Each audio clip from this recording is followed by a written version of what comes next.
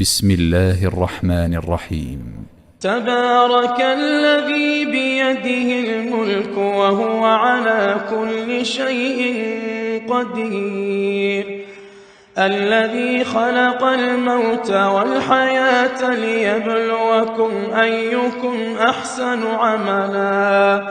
وهو العزيز الغفور، الذي خلق 7 سماوات طباقا ما ترى في خلق الرحمن من تفاوت فارجع البصر هل ترى من فطور ثم ارجع البصر كرتين ينقلب إليك البصر خاسئا وهو حسير، ولقد زينا السماء الدنيا بمصابيح وجعلناها رجوما للشياطين وأعتدنا لهم عذاب السعير، وللذين كفروا بربهم عذاب جهنم وبئس المصير،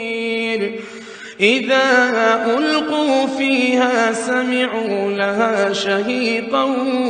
وهي تفور تكاد تميز من الغيظ، كلما ألقي فيها فوج سألهم خزنتها ألم يأتكم نذير، قالوا بلى قد جاءنا نذير فكذبنا وقلنا ما نزل الله من شيء إن أنتم إلا في ضلال كبير، وقالوا لو كنا نسمع أو نعقل ما كنا في أصحاب السعير، فاعترفوا بذنبهم فسحقا لأصحاب السعير، إن الذين يخشون ربهم بالغيب لهم مغفرة وأجر كبير، وأسروا قولكم أو اجهروا به إنه عليم بذات الصدور، ألا يعلم من خلق وهو اللطيف الخبير،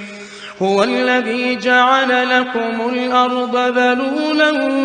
فامشوا في مناكبها وكلوا من رزقه وإليه النشور، أأمنتم من في السماء أن يخسف بكم الأرض فإذا هي تمور، أم أمنتم من في السماء أن يرسل عليكم حاصبا فستعلمون كيف نذير، ولقد كذب الذين من قبلهم فكيف كان نكير، أولم يروا إلى الطير فوقهم صافات ويقبضن ما يمسكهن إلا الرحمن إنه بكل شيء بصير، أمن هذا الذي هو جند لكم ينصركم من دون الرحمن إن الكافرون إلا في غرور، أمن هذا الذي يرزقكم إن أمسك رزقه بل لجوا في عتو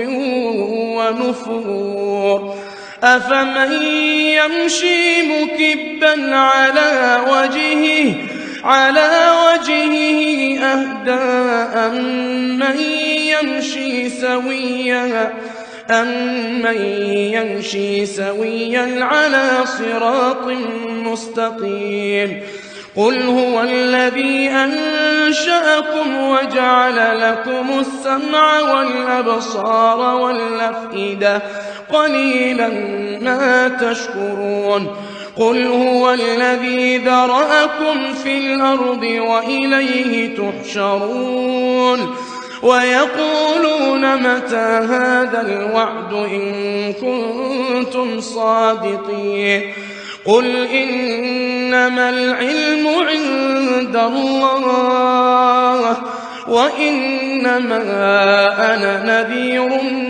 مبين. فلما رأوه زلفة سيئت وجوه الذين كفروا وقيل هذا الذي كنتم به تدعون. قل أرأيتم إن أهلكني الله ومن معي أو رحمنا فمن يجير الكافرين من عذاب أليم. قل هو الرحمن آمنا به وعليه توكلنا فستعلمون من هو في ضلال مبين. قل أرأيتم إن أصبح ماؤكم غورا فمن يأتيكم بماء معين.